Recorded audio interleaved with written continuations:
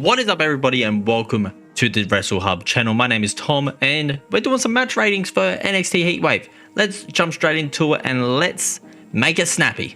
Alright, first match of the night was in the pre-show. It was Carmen, Petropich and Ariana versus Jain and Jasmine. Now, I'm going to say this right now, the match was a pre-show match, so nothing too special from it, but the finish, I really did like the finish. I reckon it was good. We actually saw some good moves from Ariana Grace. She was a lot taller and bulkier than what I thought she was going to be. She's definitely going to be a powerhouse type in the NXT Women's Division, and I hope they can capitalize on that. But the overall rating that I've given it is 2.5 stars, just because, you know, it's nothing special. So let's go on to the first match on the main card. It's going to be the Men's North American Championship. It's going to be Wesley versus the champion over Femi. Now, I'm going to say this right now. This match had some really good spots, a little bit of storytelling, and a sad ending. And that's what it should have been. It was a big man versus little man, where the big man crushed the little man's hopes and dreams. I think he's underrated by the NXT universe and by the WWE universe. Honestly, those two universes are separate, and that is fine. But for this match, I've given it 3.5 stars. I think it was good. Not great, not amazing, and not perfect, but it was good. Next up, we have the Women's North American Championship between Kalani Jordan and Soul Ruker. Now, this match, I'm going to say this right now, was better than the men's match. Now, I'm going to say it, Soul Ruker's fucking moonsault off of the ring post was amazing. From the apron, off the ring post to the ground on Kalani Jordan was amazing. No one can take that away from a beautiful spot. The spot of the match was in the final sequence though.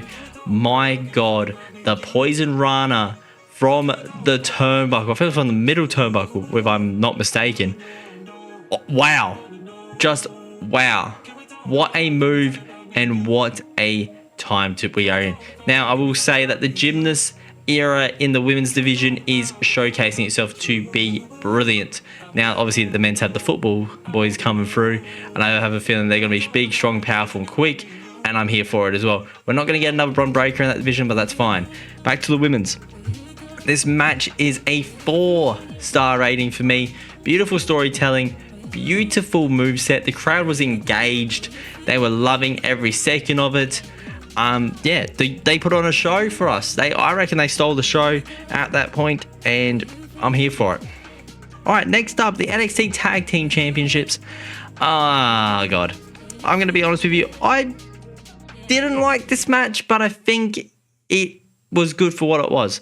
We had Nathan Fraser and Axiom going up against Chase University's own Duke Hudson and Andre Chase. Now, Andre Chase had some beautiful moments in there, especially that Canadian Destroyer he hit. Beautiful.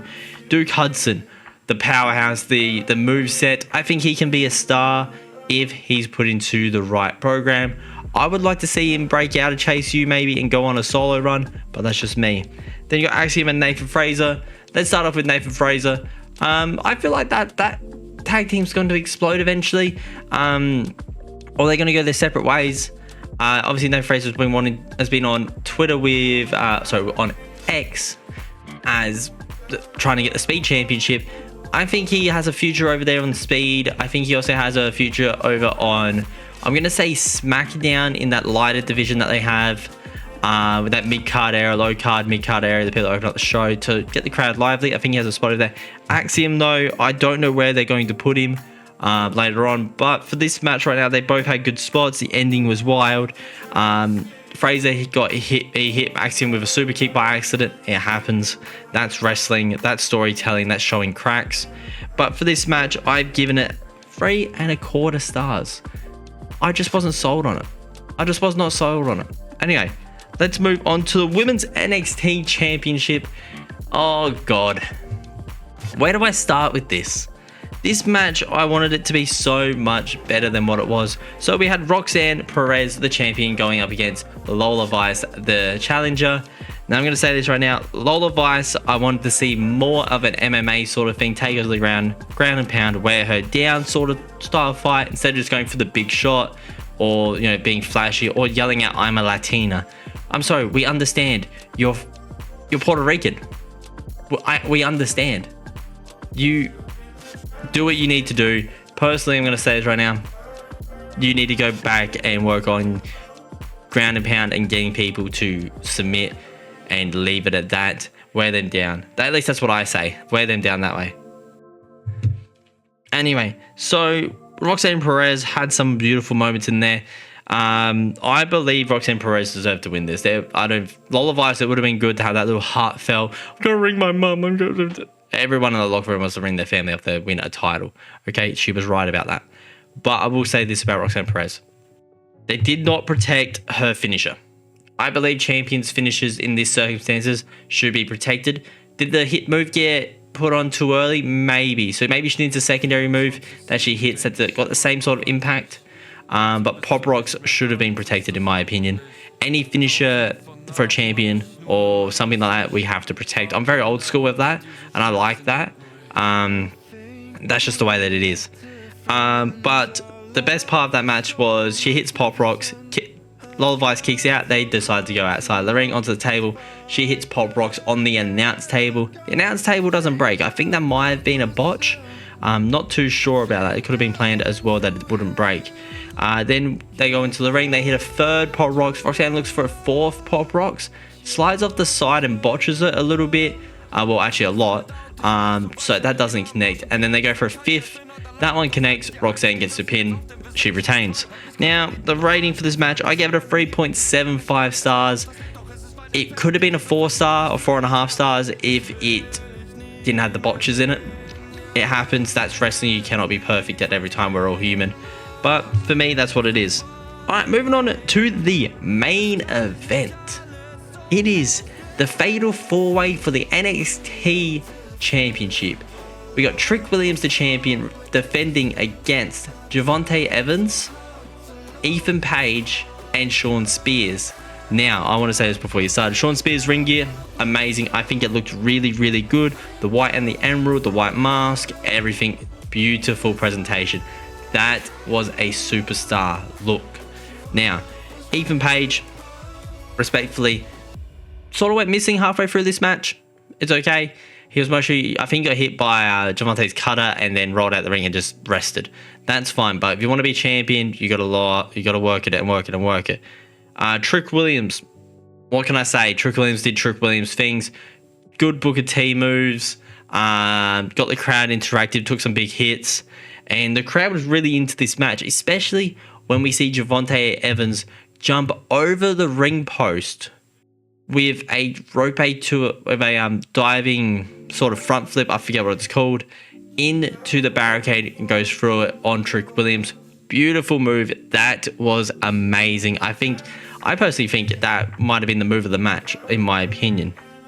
Then later on in the match, we see Trick Williams and Ethan Page in the ring, and Trick didn't mean to knock Javonte Evans off, I don't think, but he sent Javonte Evans off and through a table, through the announce table. Again, another good spot. Then we move on to Shawn Spears. This C4 was amazing. I mean, this was so well done by Shawn Spears and Trick Williams. So how it happened was Javonte Evans got picked up looking for C4 through a steel chair that was in the turnbuckles. Trick Williams sort of saves him, coincidentally. And then Shawn Spears picks up Trick Williams and puts him through the chair on the turnbuckle. Oh my God, what are we watching right now? This is amazing. In my opinion, that was amazing. Obviously, the ending was a bit chaotic. We've seen everyone going at it. Trick Williams hits Javonte Evans with a trick shot. He falls down into the ring. We see Shawn Spears get knocked off of the apron at this point by Javonte when he got hit.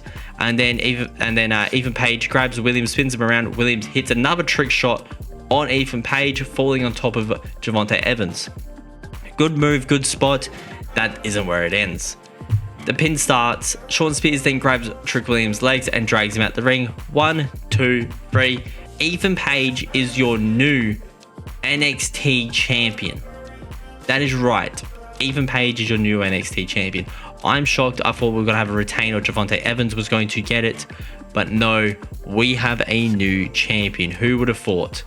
Anyway, for this so for the men's match, I gave it a 4.75 stars. Amazing storytelling, amazing moments. I don't think there was any botches. If there was slight ones, like maybe a rope mishap or something like that from Javante. So yeah, that is the way that I see it. 4.75 stars. That's what I reckon it's worth as well. And then let's give the pay-per-view an overall rating. Personally, considering the women's match, NXT match, and the pre-show, and then also you got the 2 4s of women's North American and the men's NXT title thing, I'm gonna give NXT's Heatwave a 4 out of 5 stars overall. Hey guys, my name is Tom from WrestleHub. If you enjoyed today's video, remember to hit the like button, subscribe, it might pop up on my face, and yeah, I'll be posting shorts throughout the weeks, and we'll see you guys in another live stream. We'll definitely be streaming Friday Night SmackDown. Anyway, see you guys.